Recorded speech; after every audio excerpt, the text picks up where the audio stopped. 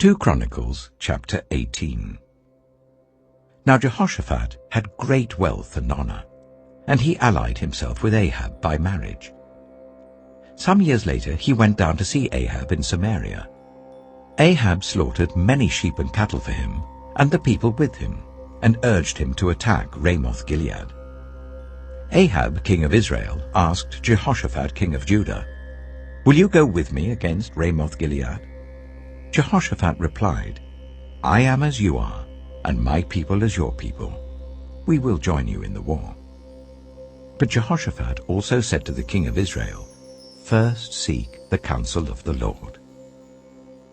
So the king of Israel brought together the prophets, 400 men, and asked them, "Shall we go to war against Ramoth-Gilead, or shall I not?"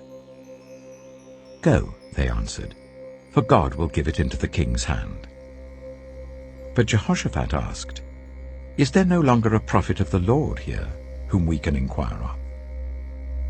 The king of Israel answered Jehoshaphat, "There is still one prophet through whom we can inquire of the Lord, but I hate him, because he never prophesies anything good about me, but always bad. He is Micaiah, son of Imlah." "The king should not say such a thing," Jehoshaphat replied.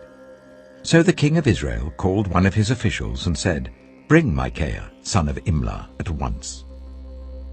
Dressed in their royal robes, the king of Israel and Jehoshaphat, king of Judah, were sitting on their thrones at the threshing floor by the entrance of the gate of Samaria, with all the prophets prophesying before them.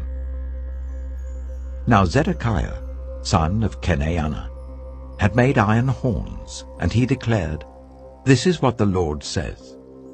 With these you will gore the Arameans until they are destroyed." All the other prophets were prophesying the same thing. "Attack Ramoth-Gilead and be victorious," they said, "for the Lord will give it into the king's hand." The messenger who had gone to summon Micaiah said to him, "Look, the other prophets without exception are predicting success for the king. Let your word agree with theirs and speak favorably." But Micaiah said, "As surely as the Lord lives, I can tell him only what my God says." When he arrived, the king asked him, "Micaiah, shall we go to war against Ramoth-Gilead, or shall I not?" "Attack and be victorious," he answered, "for they will be given into your hand." The king said to him, "How many times must I make you swear to tell me nothing but the truth in the name of the Lord?" Then Micaiah answered, "I saw all Israel scattered on the hills like sheep without a shepherd. And the Lord said, 'These people have no master. Let each one go home in peace.'" The king of Israel said to Jehoshaphat, "Didn't I tell you that he never prophesies anything good about me, but only bad?" Micaiah continued, "Therefore hear the word of the Lord. I saw the Lord sitting on his throne, with all the multitudes of heaven standing on his right and on his left. And the Lord said, 'Who will entice Ahab, king of Israel, into attacking Ramoth-Gilead and going to his death there?' One suggested this, and another that. Finally, a spirit came forward, stood before the Lord, and said, 'I will entice him.' 'By what means?' the Lord asked. 'I will go and be a deceiving spirit in the mouths of all his prophets,' he said. 'You will succeed in enticing him,' said the Lord. 'Go and do it.'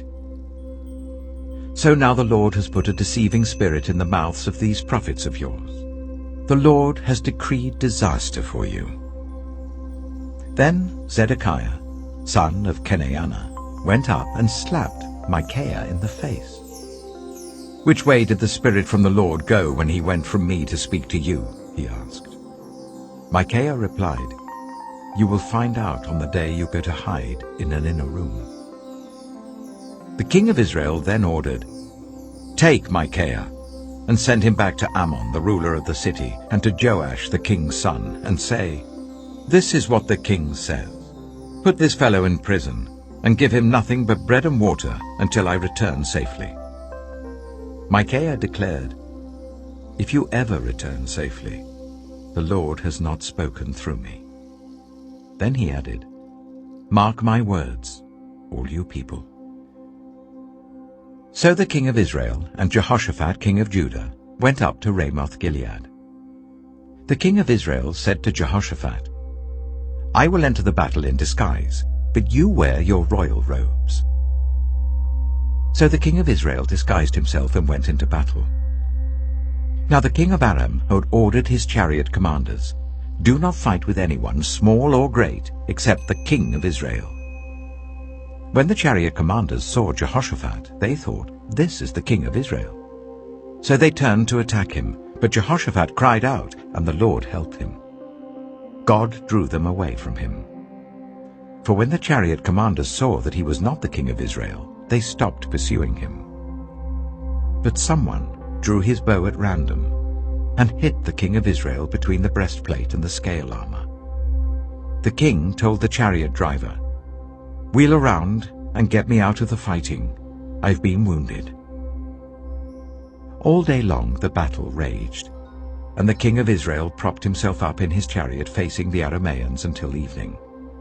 Then at sunset he died.